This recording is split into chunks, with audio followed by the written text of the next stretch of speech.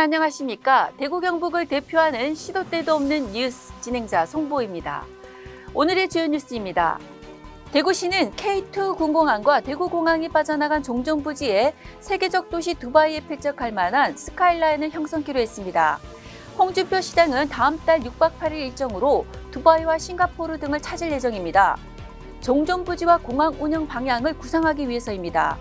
대구시가 지난해 10월 발주한 공항 후적지 마스터 플랜 용역 결과는 내년 4월쯤 나옵니다.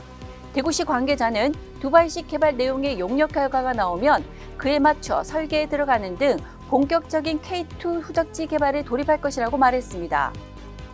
대구 작가 콜로키엄은 대구문화권과 함께 오는 26일부터 7월 19일까지 매주 수요일 오후 3시 문학관 4층 세미나실에서 작가 콜로키엄 인문예술과학 특강을 진행합니다. 한국문단을 대표하는 작가들이 강사로 나섭니다.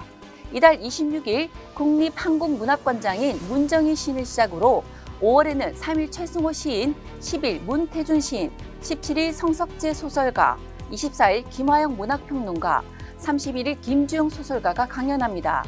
이어 6월에는 7일 김민정 시인, 14일 김현수 소설가, 21일 박준 시인, 28일 안도현 시인이 강연하고 7월에는 5일 최호기 시인, 12일 송찬호 시인, 19일 이문열 소설가가 강연합니다. 원숭이 두창, 즉 엠폭스 확진자가 대구에서 처음으로 확인됐습니다. 대구시는 접촉자 역학조사를 실시하고 있습니다.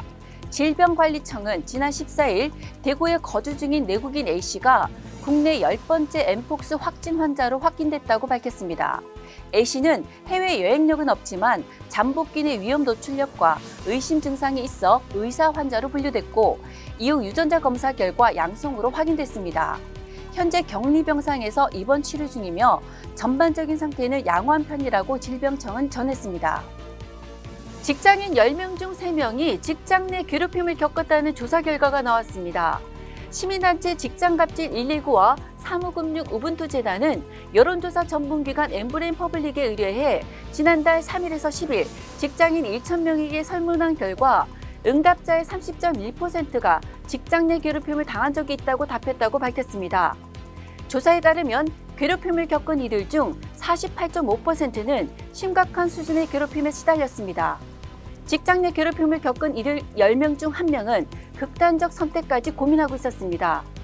직장 내 괴롭힘 금지법에 따르면 직장 내 괴롭힘이 발생할 경우 회사 측은 지체 없이 조사해야 합니다. 간호사 업무 규정을 별도 법률로 분리하고 간호사 업무 범위 처우를 개선한 간호법 제정안을 반대하는 대규모 집회가 열렸습니다.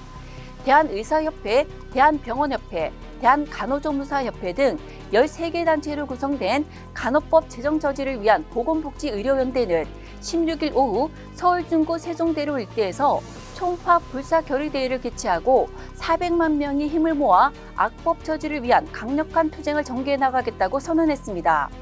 이날 집회는 경찰 추산 4,000명, 주최 측 추산 2만 명이 모인 것으로 알려졌습니다. 대구 경북에서도 대구시 의사회 등 수백 명의 의료인이 참여한 것으로 파악됐습니다.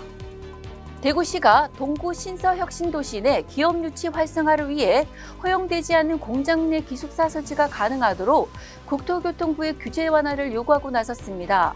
시는 관할 기초단체인 동구청 및 관계부서 협의를 통해 혁신도시 내 공장 부속 시설인 기숙사는 직원복지시설로 볼 수 있어 입주 승인이 가능하다고 판단했습니다.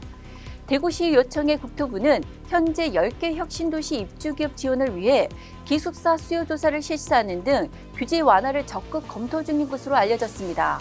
시는 혁신도시 내 기업이 부지나 건축물 양도 시 양도 가격을 영구히 제한받고 입주 시 이중 승인을 받아야 하는 불합리한 규제를 완화하기 위한 법 개정도 추진 중입니다.